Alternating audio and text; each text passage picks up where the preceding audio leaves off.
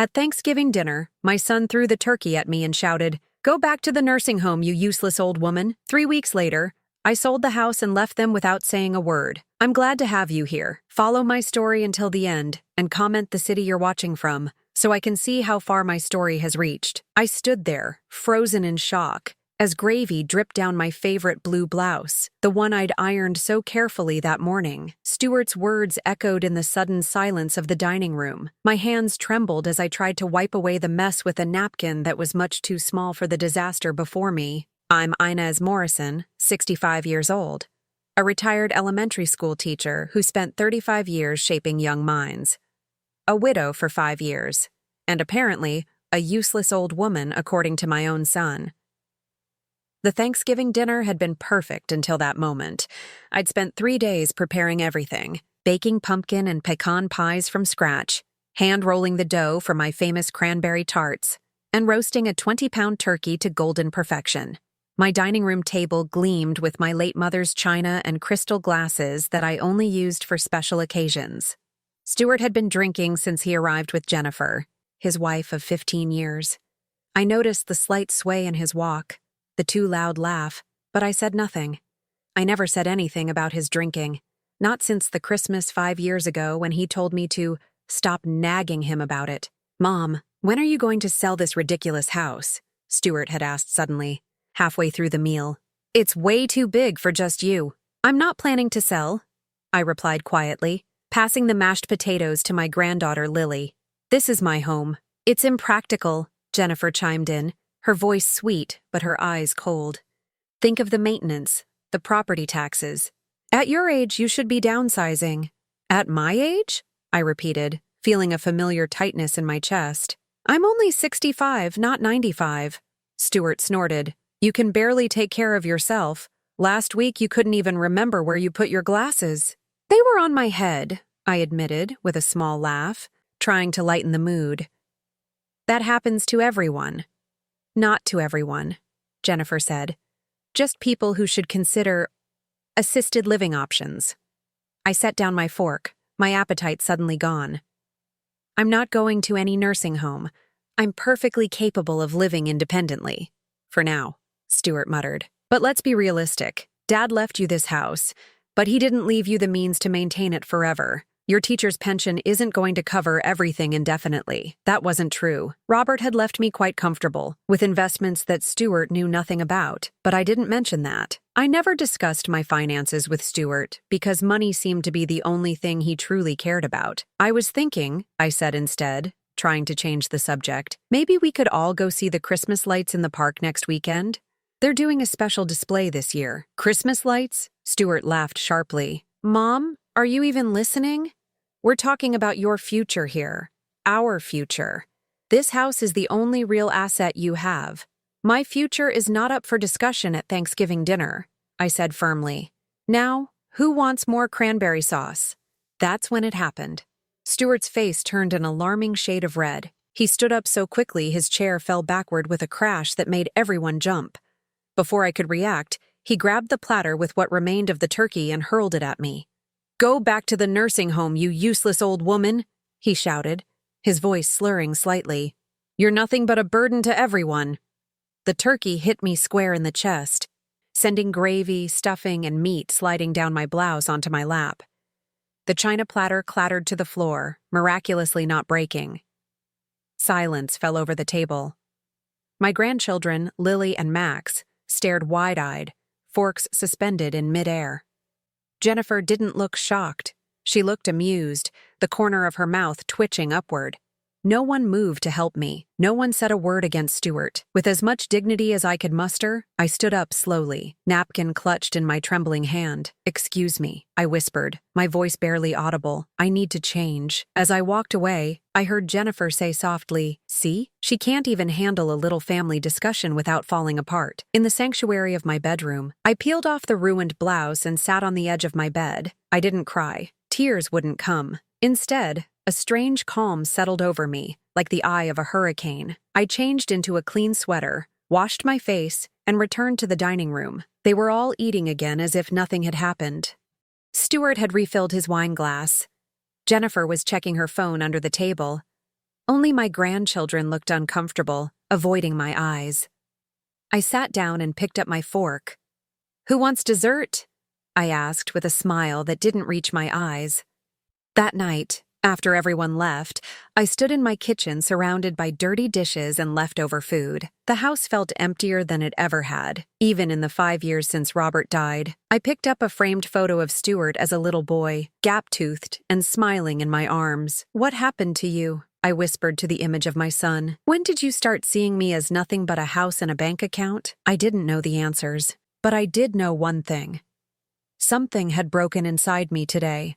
Something that couldn't be fixed with polite smiles and pretending. For the first time in my life, I felt a cold, hard resolve forming in my heart. I would never allow myself to be humiliated like that again. Not by my own son, not by anyone. A week after the Thanksgiving disaster, I was still moving through my days in a fog of disbelief, the memory of turkey gravy dripping down my blouse as Stuart's words rang in my ears kept replaying in my mind. I'd barely slept, barely eaten. The betrayal cut deeper than I wanted to admit. That Tuesday afternoon, I was dusting the living room bookshelves when I heard the front door open. I wasn't expecting anyone, but Stuart had a key, one I'd given him years ago for emergencies. I tensed, not ready to face him yet, but instead of coming to find me, I heard him and Jennifer speaking in hushed tones in the foyer. "I don't think she's home," Jennifer said. "Her car's gone. My car was in the shop for routine maintenance. My neighbor had dropped me off after we had lunch together." "Good," Stuart replied. "I need to check something in Dad's old office anyway." I froze, duster in hand, hidden from their view by the wall separating the living room from the entryway. My heart pounded as I heard them moving toward Robert's study, which I'd kept largely untouched since his death. It was my private sanctuary now, filled with his books and the lingering scent of his pipe tobacco. Silently, I moved closer to the hallway, keeping out of sight. Their voices drifted clearly from the study, unaware of my presence. "The sooner we get her into Cedar Grove, the better," Jennifer was saying. "My cousin says they have an opening next month in their assisted living wing." Cedar Grove, the upscale retirement community on the edge of town. I'd driven past it many times but never imagined myself there. "Mom won't go willingly," Stuart replied. "You saw how she reacted at Thanksgiving." Jennifer laughed softly. "Well, your little turkey tantrum didn't exactly help the cause, did it?" "I lost my temper," Stuart said defensively. "But you have to admit, she's getting worse. The forgetfulness, the stubbornness. We just need to document the incidents," Jennifer said in a practical tone that chilled me. "Dr. Campbell is on board to help evaluate her. Once we establish diminished capacity, the power of attorney kicks in." I had to press my hand against the wall to steady myself. Power of attorney? I'd signed a document years ago after Robert died, naming Stuart as my agent if I became incapacitated, but I was nowhere near incapacitated. "The house should sell quickly," Stuart continued. "The market in this neighborhood is hot right now. We could easily get $700,000, maybe more. And once we pay for the Cedar Grove entrance fee and set aside enough to cover her monthly care, the rest is ours," Jennifer added. "We could finally renovate our kitchen and take that European vacation." My knees nearly buckled. They weren't concerned about my welfare. They wanted my house, my home of 40 years, to fund their kitchen renovation and European vacation. "What about her pension?" Jennifer asked. "It's decent for a teacher," Stuart replied. "About $4,000 a month. Not enough to maintain this place, but more than enough for her basic needs at Cedar Grove. The excess can go toward Max's college fund." I bit my lip to keep from making a sound.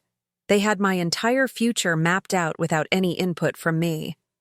A tiny room at Cedar Grove while they remodeled their kitchen with the proceeds from selling my home. "We should start moving some of the valuable stuff out gradually," Jennifer suggested. "The silver, the antiques, she probably won't even notice." "Next week," Stuart agreed. "I'll tell her I'm taking some things to be appraised for insurance purposes." I'd heard enough. Moving with a stealth I didn't know I possessed, I retreated to the kitchen at the back of the house. My hands shook as I filled the kettle and set it on the stove, trying to process what I'd just overheard. 20 minutes later, I heard them preparing to leave. I switched on the radio to signal my presence, and Stuart appeared in the kitchen doorway, startled. "Mom, I didn't know you were home. Where's your car?" "In the shop," I said calmly, stirring my tea.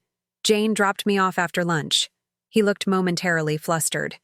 "We just stopped by to check if you needed anything." "How thoughtful," I replied, meeting his eyes steadily. "I'm fine.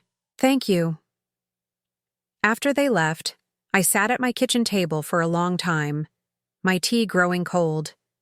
The betrayal felt like a physical wound, raw and throbbing. My own son, plotting to declare me incompetent, sell my home, and warehouse me in a retirement facility. That evening, I went to Robert's study and opened his desk drawer. Behind a stack of old folders was a small fireproof box where we had always kept important documents. My hands trembled slightly as I unlocked it. Inside were papers that Stuart knew nothing about. Robert had been far more financially savvy than our son realized. Besides the house, there were investment accounts, stock certificates, and insurance policies. I'd never paid much attention to these matters, trusting Robert's judgment during our marriage and simply maintaining things after his death. Now, I spread everything on the desk and began to calculate. My teacher's pension was indeed around $4,000 monthly, but Robert's investments had grown substantially over the years. All told, I had close to $1 million in assets, not including the house. I was not a helpless old woman dependent on my son's charity. I was, in fact, financially independent. The next morning, I called my bank and made an appointment with their financial advisor. Then I contacted Martha Reynolds, a realtor I'd known for years through the school where I taught her children. "Inez, what a lovely surprise," Martha exclaimed when I walked into her office. "What can I do for you today?" I took a deep breath. "I'd like to sell my house, Martha," quietly and quickly. Her eyebrows rose in surprise. "You're beautiful Victorian? But you've lived there forever." "It's time for a change," I said firmly. "And, Martha, I'd appreciate your discretion. I don't want my son to know until it's done." She looked confused but nodded. "Of course, Inez. It's your house. We can list it privately first. Minimize the publicity."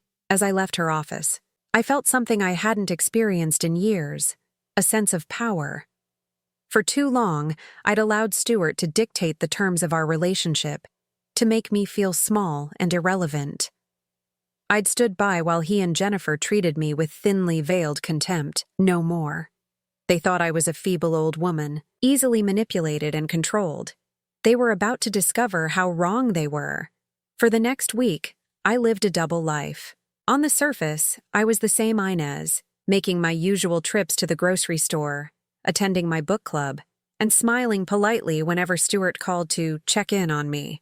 But beneath that carefully maintained facade, I was executing a plan that would change everything. Martha, true to her word, listed my house privately. Within 3 days, she called with news that made my heart race. "Inez, you won't believe this. I have a couple, the Hendersons, who've been looking for a historic Victorian in this neighborhood for months. They saw your house and fell in love. They're offering full asking price, all cash, with a flexible closing date." I gripped the phone tightly. That's wonderful, Martha. They'd like to see it again tomorrow if that works for you. And Inez, they don't want to change a thing about it. They love the original woodwork, the stained glass, everything. Tears pricked my eyes. Robert had spent years restoring the house's Victorian details, lovingly stripping paint from banisters and repairing cracked stained glass. The thought of new owners who would appreciate his work eased some of the pain of letting go. "Tomorrow afternoon would be perfect," I told her. "Stuart never visits on Wednesdays."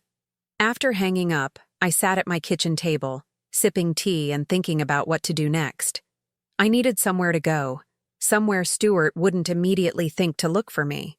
I picked up my address book and flipped to the R section. Rose Tillman, my college roommate who now lived in a retirement community in Florida. We'd kept in touch over the years with Christmas cards and occasional phone calls. I hadn't seen her in person since Robert's funeral, but she'd called a few months ago mentioning she had a spare bedroom if I ever wanted to visit. Before I could overthink it, I dialed her number. "Rose, it's Inez Morrison." "Inez, what a wonderful surprise. How are you, dear?" I hesitated, unsure how much to reveal. I need a change, Rose. I remember you mentioned having a spare room. Say no more, Rose interrupted warmly. The room is yours for as long as you want it. Sunshine Village is a lovely place. You'll fit right in. When can I expect you? How about 3 weeks from now? I need to tie up some loose ends here first. After we hung up, I made a list of everything I needed to do. Contact a moving company for the items I wanted to keep, decide what to donate, forward my mail to a P.O. box, transfer my banking relationships to national institutions I could access from anywhere. I also needed to contact my attorney to update my will. The house Stuart and Jennifer coveted so much would soon be sold, and I had no intention of leaving them the proceeds. The next day, the Hendersons returned to view the house. They were a lovely couple in their 40s with 2 teenage children. As they walked through the rooms, admiring the craftsmanship and asking thoughtful questions about the house's history, I felt increasingly confident about my decision. We can close in 2 weeks if that works for you, Mr. I. Henderson said as they prepared to leave. Our lease is up at the end of the month, and we're eager to move in. 2 weeks would be perfect, I replied, surprising myself with how steady my voice sounded. That evening, Stuart called. Mom, Jennifer and I are coming over for dinner on Sunday. There's something important we want to discuss with you. I could imagine what that important discussion would entail. Cedar Grove, no doubt, with brochures and gentle coercion. That sounds lovely, I said, injecting warmth into my voice. I'll make your favorite pot roast. Great. And Mom? Maybe don't mention it to the kids yet. This is more of an adult conversation. Of course it was. They wouldn't want my grandchildren to witness them trying to convince me I was too incompetent to live independently. After hanging up, I called the moving company and scheduled them to come the day after my closing. Then I contacted the local women's shelter to donate most of my furniture. Finally, I made an appointment with my bank to close my local accounts the day before I planned to leave town. Each step I took made my plan more real, more irreversible. Sometimes, in the quiet evenings, doubt would creep in. Was I overreacting? Was I being unfair to Stuart? But then I'd remember the turkey sliding down my blouse, the humiliation burning in my chest as everyone sat in silence. I'd recall Stuart and Jennifer's cold calculation as they planned to sell my home out from under me. No, I wasn't overreacting. I was finally standing up for myself. Sunday arrived, and with it, Stuart and Jennifer. They brought a bottle of wine and forced smiles. I served the promised pot roast, making small talk about the weather and Jennifer's garden club activities. As we finished dessert, apple pie that Stuart barely touched, he cleared his throat. Mom, we've been concerned about you living in this big house all alone. I took a small bite of pie, chewing slowly. Oh? We've been looking into some options, Jennifer chimed in, reaching into her purse. There's a wonderful community called Cedar Grove. It's not a nursing home, she added quickly. It's a luxury retirement village with different levels of care. She slid a glossy brochure across the table. On the cover, smiling seniors played golf and sat in a tastefully decorated lounge. They have an opening next month, Stuart said. We've already put down a refundable deposit to hold it for you. I picked up the brochure, pretending to examine it with interest. That's thoughtful of you. It makes financial sense, Mom, Stuart continued, encouraged by my apparent receptiveness. This house is worth a lot of money, but it's a money pit in terms of maintenance. At Cedar Grove, everything would be taken care of for you, and you'd have company, Jennifer added. Other people your age. I nodded slowly, maintaining my facade of consideration. And what about the house? What would happen to it? Stuart and Jennifer exchanged a quick glance. We'd help you sell it, of course, Stuart said smoothly. The proceeds would pay for Cedar Grove and give you a nice nest egg. I see, I said quietly. Well, I appreciate you thinking of me. Let me consider it. They looked surprised and pleased by my lack of resistance. As they left that evening, Stuart squeezed my shoulder. You're making the right decision, Mom. You'll be happier there. You'll see. I smiled and waved goodbye from the porch, watching their car disappear down the street. Little did they know, in 10 days, this house would belong to the Hendersons, and I would be well on my way to a new life. one that didn't include Stuart or Jennifer or Cedar Grove. The next 2 weeks passed in a flurry of quiet, deliberate activity. I moved through my days with newfound purpose, methodically preparing for my departure while maintaining the illusion of normalcy. Each morning, I woke before dawn and spent an hour sorting through 65 years of accumulated possessions. It was remarkable how little I actually needed. My wedding china, which I'd carefully preserved for decades, would go to my granddaughter Lily when she was older, not to Stuart and Jennifer's kitchen renovation fund. I arranged to have it stored with a trusted friend from my book club. The house closing was scheduled for Thursday. On Tuesday, I visited my attorney, Benjamin Lewis, who had handled Robert's estate after his death. "This is quite a change, Inez," Benjamin said after I explained my situation. "Are you sure about this?" "More sure than I've been about anything in years," I replied firmly. He nodded, making notes. "And you want to update your will to remove Stuart as a beneficiary?" "Not completely," I clarified. "I'm setting up a trust for my grandchildren's education. But Stuart and Jennifer will no longer be primary beneficiaries. Yes." Benjamin looked up from his notepad, his expression serious.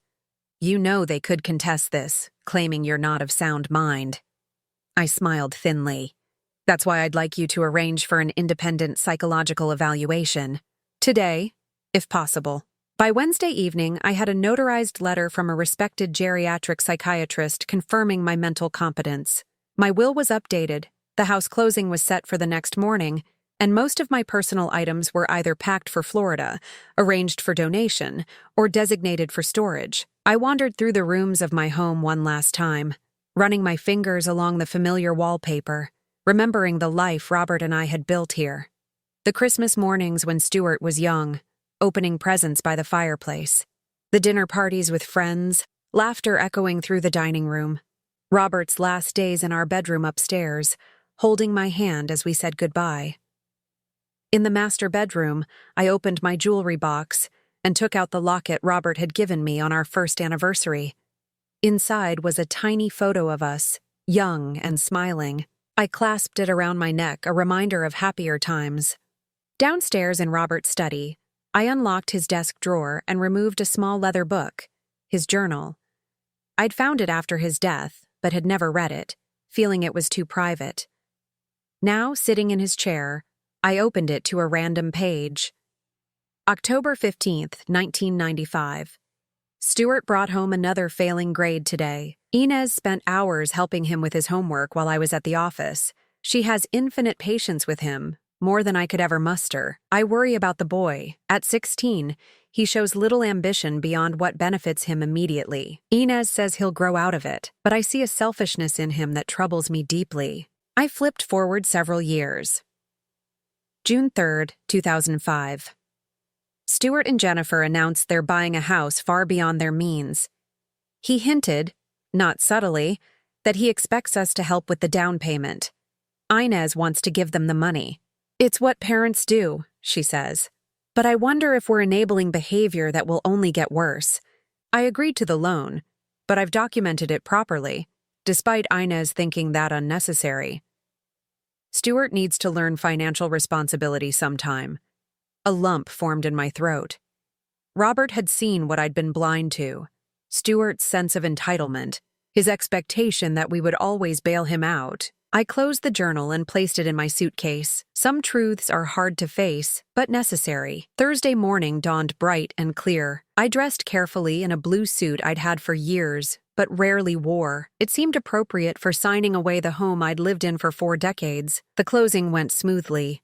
The Hendersons were excited. The lawyers efficient. When it was done, Mrs. Henderson handed me a sealed envelope.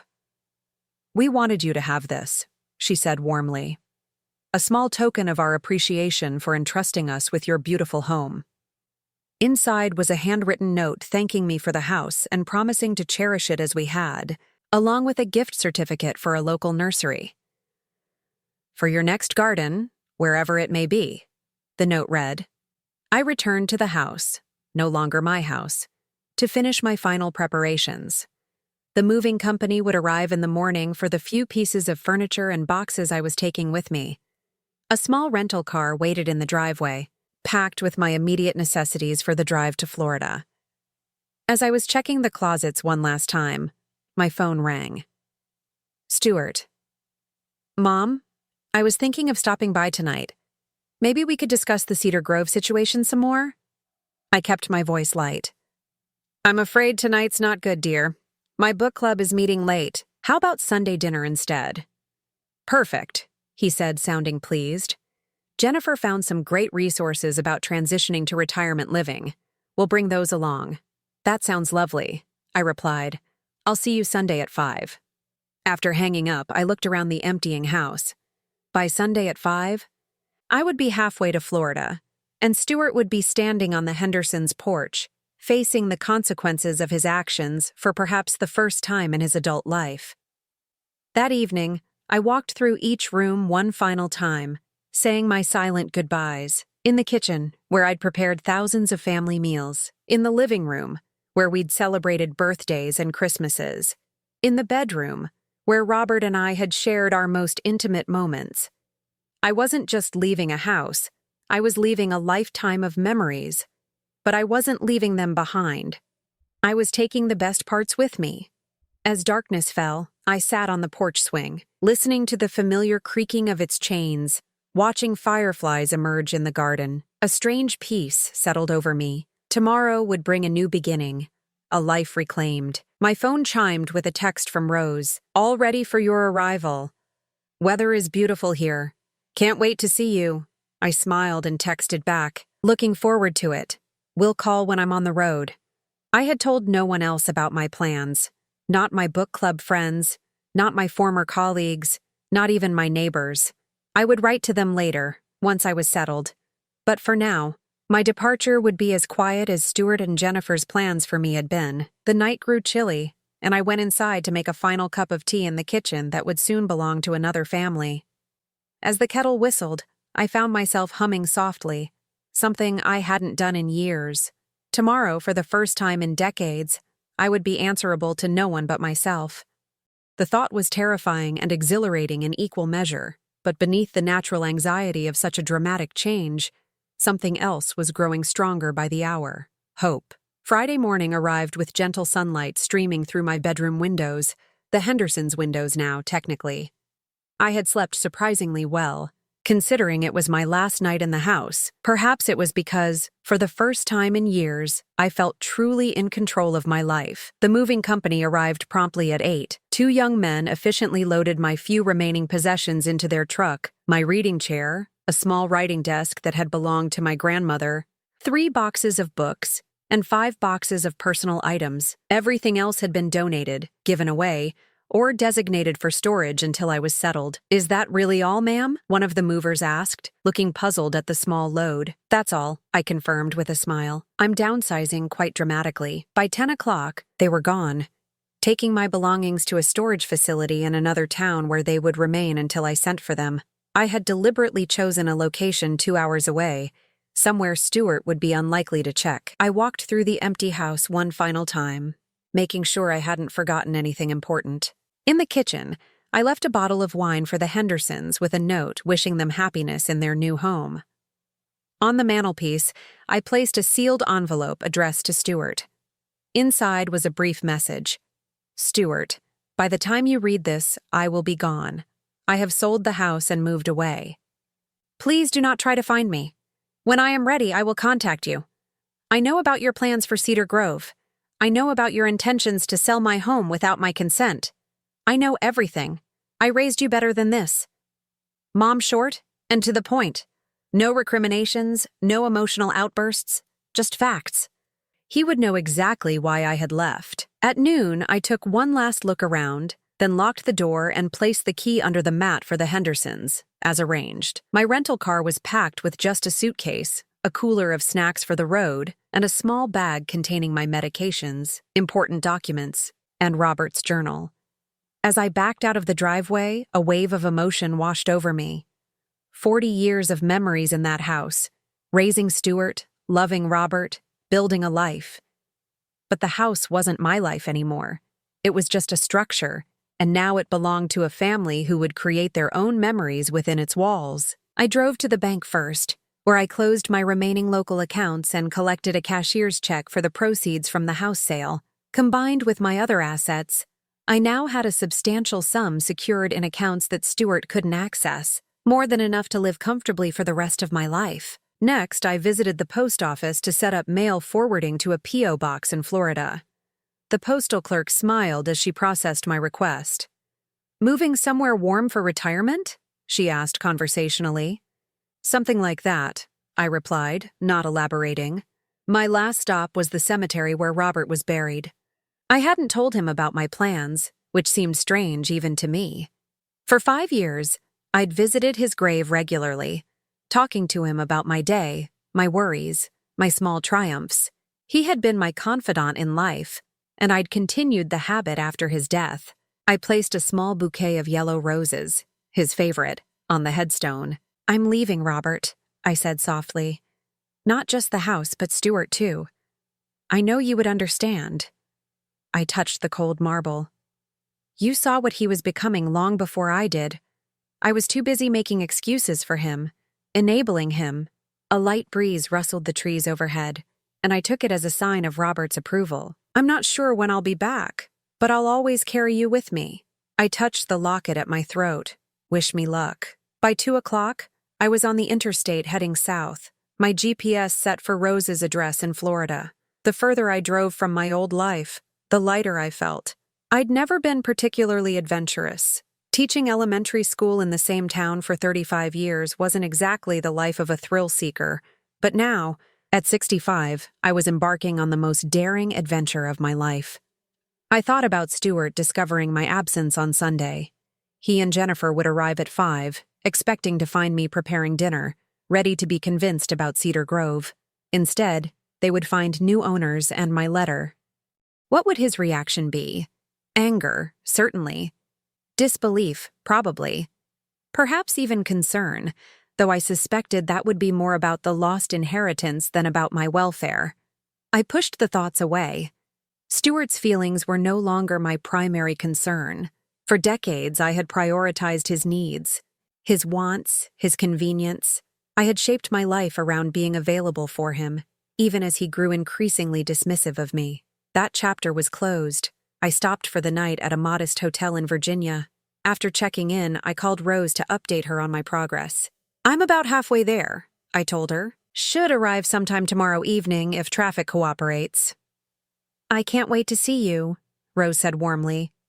"I've made up the guest room, and there's a welcome dinner planned with some neighbors. You're going to love it here, Inez." "I'm sure I will," I replied, surprised at how much I meant it.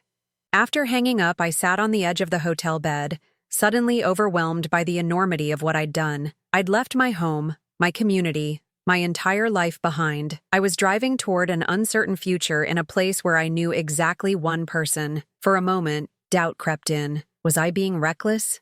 Should I have confronted Stuart instead of disappearing? Was I running away rather than standing my ground?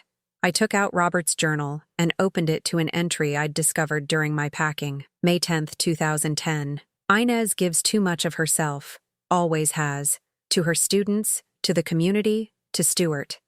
Everyone takes, and she keeps giving. I worry what will happen to her when I'm gone.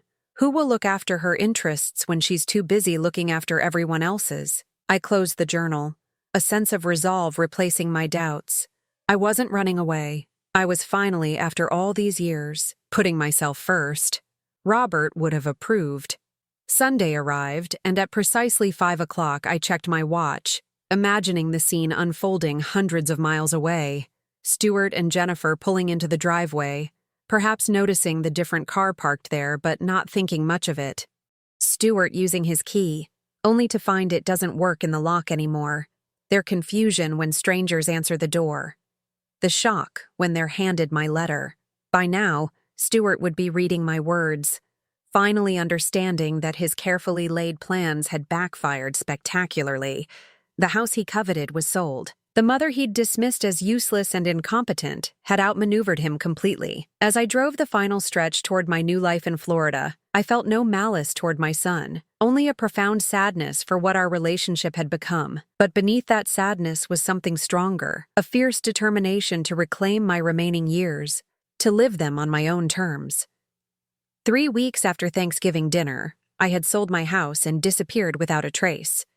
Stuart had thrown the turkey at me and called me useless. Now, he would learn just how capable I truly was. 1 year later, I sat on the balcony of my condominium, watching the Florida sunset paint the sky in brilliant oranges and pinks.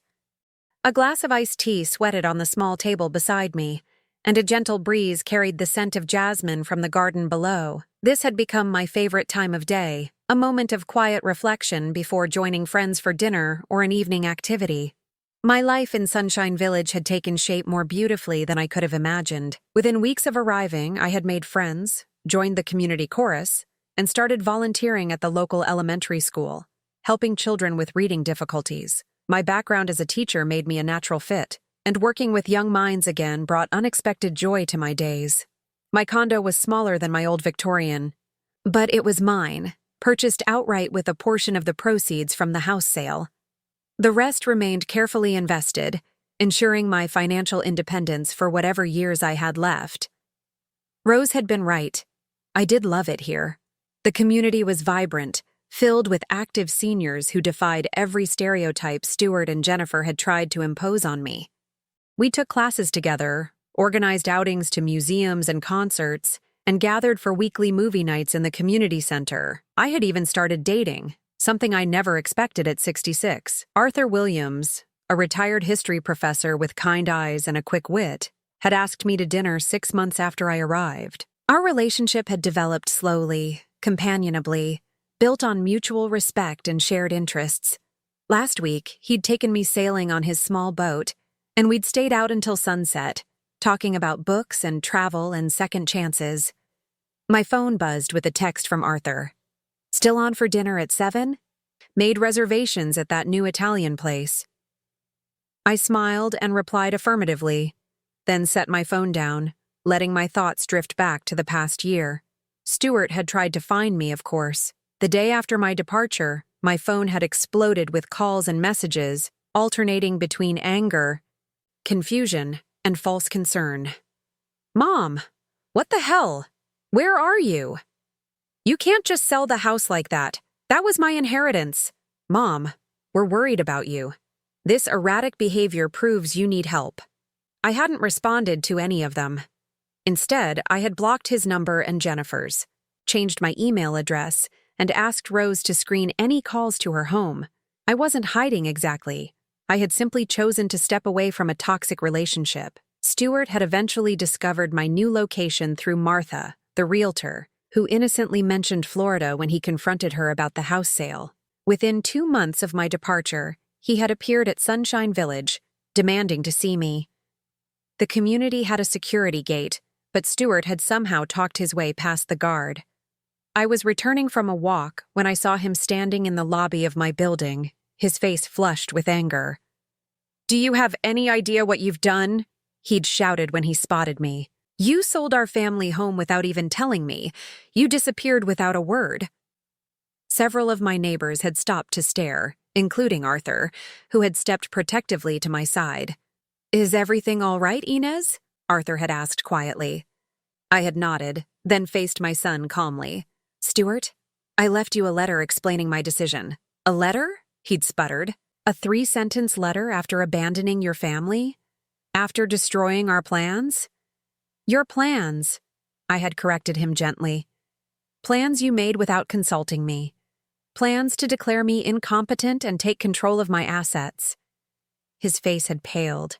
"That's not—" "Please don't lie to me, Stuart. I overheard you and Jennifer discussing it in your father's study. Cedar Grove, power of attorney, selling my house to renovate your kitchen." Arthur's eyebrows had risen, but he'd remained silent beside me. Stuart had glanced around, suddenly aware of our audience. "Can we talk somewhere private?" he'd asked, his voice lower. I had considered refusing, but decided closure might be valuable, for both of us. I'd led him to a small community garden where we could talk privately, but still in public view. What you did was cruel, Stuart had begun once we were seated on a bench. Disappearing like that. Do you know how worried we were? Were you worried, Stuart? Or just angry that your plans fell apart? He'd looked away, unable to meet my eyes. You don't understand. We were trying to help you. By declaring me incompetent? By taking my home? By putting me in a facility against my will? Cedar Grove is a nice place, he'd protested weakly. And you're getting older. Living alone isn't practical. I had studied my son's face, searching for the little boy I'd raised. The child who once brought me dandelion bouquets and handmade Mother's Day cards. Somewhere along the way, that child had disappeared, replaced by a man who saw me as a resource to be managed rather than a person to be respected. Stuart, I had said finally, I'm not moving to Cedar Grove or anywhere else you choose for me. I'm living here, among friends, building a life I enjoy. I'm financially secure and mentally competent, as verified by a geriatric psychiatrist whose evaluation is on file with my attorney. His expression had hardened. And what about us? Your family? My grandchildren are welcome to visit any time. As for you and Jennifer, I had paused, considering my words carefully. That depends on whether you can accept me as I am, an independent woman capable of making her own decisions, not as the burden you've decided I've become. He'd left shortly after, making vague promises to think about things and talk again soon. But 6 months had passed before I heard from him again, this time in the form of a stiffly worded email apologizing for his approach to my living situation and asking if we could re-establish communication. I had responded with cautious openness, suggesting we begin with occasional phone calls. Our conversations remained awkward, stilted affairs, but they were a start. I had made it clear that our relationship moving forward would be based on mutual respect, not obligation. Jennifer rarely participated in these calls, and I didn't ask about her. Some bridges once burned cannot be rebuilt, at least not in the same form. My phone buzzed again, pulling me back to the present. A video call from Lily, my 15-year-old granddaughter. I smiled and accepted it. Grandma, her face filled the screen, bright and animated. Guess what?